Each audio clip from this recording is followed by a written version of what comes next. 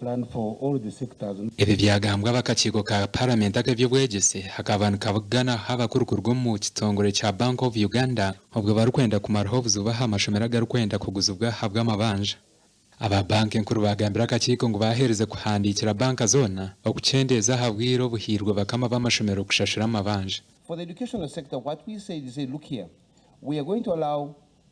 banks to renegotiate further with the schools, give them room to extend or restructure their loans. One of the conditions we put in there, for example, and that's to the benefit of the schools, is that any bank that chooses to take advantage of this extra will not be allowed to accrue interest during this period. Nabwanyuma abanyishengero bagamba hanshongeze cyo kubanza yongere babongera ubwire ubaye bahirwa gushashura amabanja cyangwa abaye nibanja gushashura mu 12 atubayongera ubwo n'umwaka kugira ngo umwaka kubayongeramo babibaronze resente bashashuye. Icya kabiri umusekera bagambara za commercial banks ahabasha amashano resente ngo barudisinge a interest rate kwenda ngo babase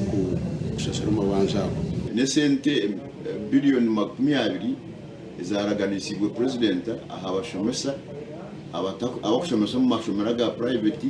n'abashomesa abatara payroll okusyana hati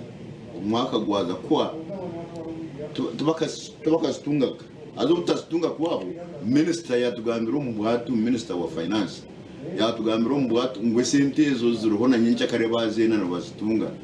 era twagala nnyo okuzibawa bagende bakozese sente zaabwe kuba tumanyi obuzibu balimu naye ate obuzibu buzze mu bo bennyini okubeera nti balemeddwa okusalawo union kibiina ki ekiba kiweebwa sente ezo enkaayana ziri mu bo balemeddwa okutegeeragana private schools private teachers obutafaanagana nga abasomesa abava mu gavumenti bo tebalina union ebagatta. Aba microfinance bagiramwe enshonga habwe ncy'abashomesa b'amashomero